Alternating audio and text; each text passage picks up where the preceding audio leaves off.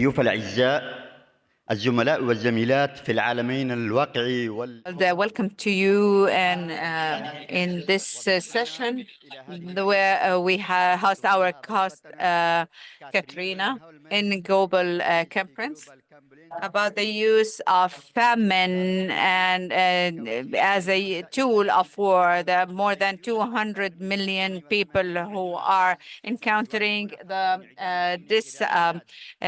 scarcity of food in the Arab world. There are many indicators about using famine against people in Yemen, in Sudan, in Syria, and in Lebanon and Palestine. And this puts journalists who conduct these investigative reports in war zones, and not an easy task to monitor these crimes and to prove them in order to get the accountability on the governments and the responsible entities. This session will shed light on the role of journalism in monitoring famine in wars or using and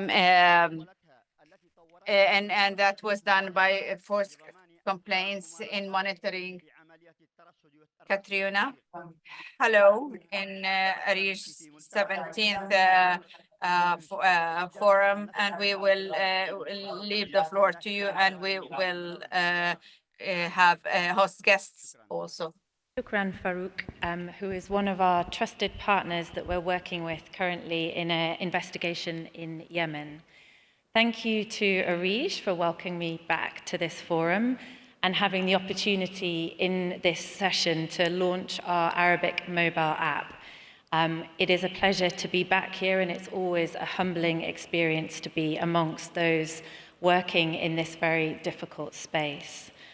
I also wish to state at the outset that as a lawyer, having worked in international criminal law for over 15 years, working in atrocity crimes at various courts and tribunals, I have a fairly strong stomach. But listening yesterday to the launch of ARIJ and the Forbidden Stories panel was rightly and deeply distressing. So I wanted to mark my respect at the outset for those journalists who have been targeted and killed in Gaza and around the world, and to mark my respect for their bravery and resilience. So thank you. So global rights compliance, for those who don't know us, is an international law foundation. And what we do is we seek to achieve justice through innovative and creative ways and creative litigation. We specialize in international humanitarian law, international criminal law, and human rights abuses around the world. And since 2017, global rights compliance has been at the forefront of developing the contours around the war crime of starvation. We have a dedicated division of experts and open source intelligence experts as well, who have been working to try and raise awareness about this particular crime. You can see on the slide there some of the reports and focuses that we've had over the years. But this work has involved working with the International Criminal Court to amend the Rome Statute's amendment statute so that this crime can be investigated and prosecuted in all conflicts, not just international armed conflict. It's involved working with UN-mandated special rapporteurs, UN commissions of inquiry, and other courts and tribunals and European war crimes units. But of course, from the start of that division and the start of our work, we've worked and collaborated with journalists, particularly frontline correspondents, both because of your unique access to the conflicts that we're operating in, but also in order to collaborate so that we can understand how to frame this particular violation. These are the Starvation training manual, which we'll come to in a moment, but it's part of the toolkit that we have developed over the last 7 years to support both journalists, but also lawyers, documenters, and anyone working in this space.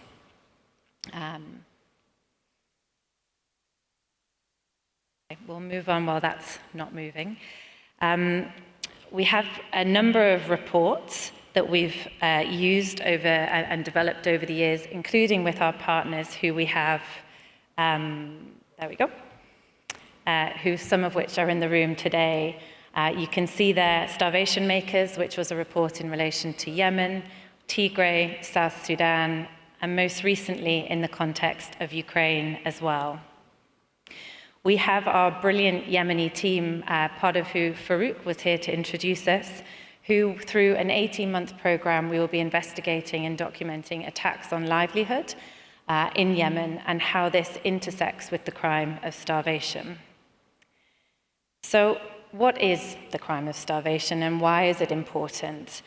The genesis of our Starvation and Humanitarian Division was in Yemen, a country when we started which was embroiled in a vicious conflict with attacks not just on its people, but on its agriculture, its ports, its critical infrastructure, and this was combined with sieges, attacks on humanitarian personnel, and a de facto blockade that plunged millions of Yemeni civilians into acute food security and famine. These are the types of tactics that many of you will be seeing playing out in Gaza today and in many other conflicts around the world.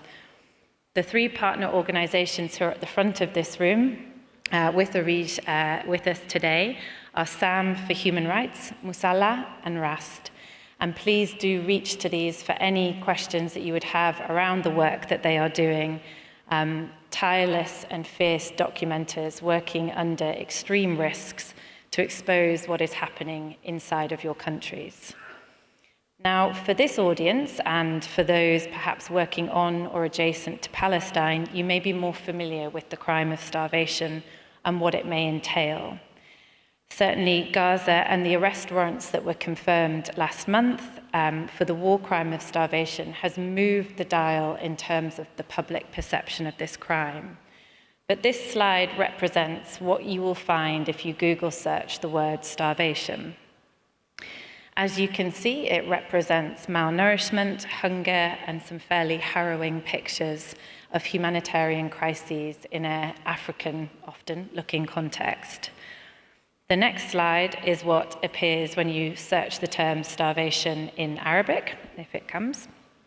But interestingly, these next images are a little closer in definition to what the criminal definition of starvation looks like. I'll see if we can move that along. Maybe not. But what the work of the Starvation and Humanitarian Crisis Division has focused on over the last 7 years through investigations and legal submissions has been combating the myths around this crime and around starvation. And that work has very much involved working very closely with frontline correspondents to shape the way that these violations are reported on, and to frame them not just as humanitarian crises, like some of the images you see here, but in many contexts as atrocity crimes that are being deliberately perpetrated against those most vulnerable. As you can see on this slide and the one previous, this is the two common misconceptions that arise around this particular crime. The first is that starvation as a war crime only relates to food. And the second is that you would need to establish deaths from malnutrition for the crime to be established. But as you can see on this slide, the war crime itself is a lot broader. And it's important from a journalistic reporting and documenting point of view to understand that where you are covering conflicts where items that are indispensable to survival are being routinely attacked, that this could fall within the ambit of starvation. It is anything essential to survival, and it is both context-specific and victim-specific. So what a Yemeni child will need in summer and what is essential for their survival will be different for what an elderly male in Gaza will need for this upcoming winter.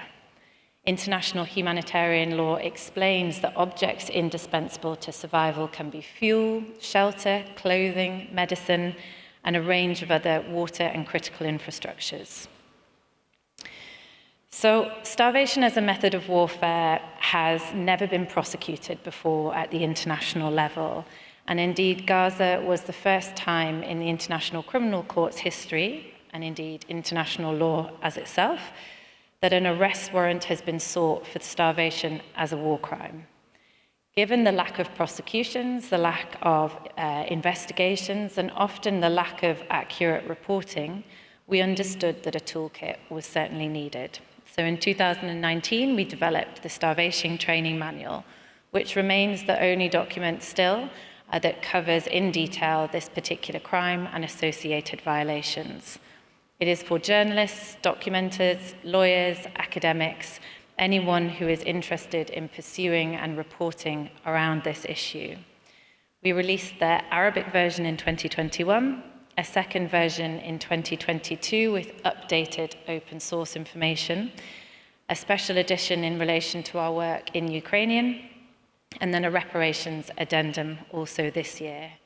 Next year, given again the rise of this conflict, we will be updating with more information around siege warfare and how to report, document, and accurately understand where a siege is lawful or unlawful.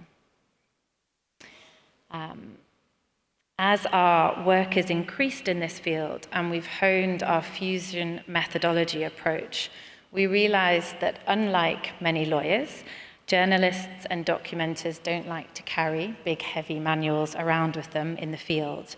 And moreover, given many of the contexts that our partners are operating in and the high risks that may be involved in carrying these types of manuals, we decided to create a mobile app. This was in order to have a quick reference guide to our partners who are in the field, whether they're interviewing, whether they are preserving and collecting evidence. And in 2022, we released the first version of that app, and you can scan the QR codes there, which will take you to a free download. Today, we're really proud and privileged to be here to launch the Arabic version of our app. And I hope that many of you will download and find it a useful tool. It contains a lot of information beyond the crime of starvation, from interview checklists to witness templates, chains of custody, and preserving an open source best practice. These can be documented and downloaded and shared with your field teams. And it's important to highlight that this app works entirely offline once you have downloaded it.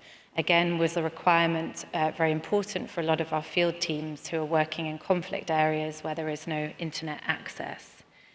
This afternoon, as you can see on the slide there, we have an open workshop between 4 and 6, where my brilliant Yemeni colleague, Noha, who's at the front there, will walk us through the app, some of its functions and some practical tips in order to see how we can better report on this misunderstood and often underreported crime. I'd like to thank ARIJ once more for convening once again a beautiful event and for enabling us to have the privilege to launch this app here today. Thank you very much.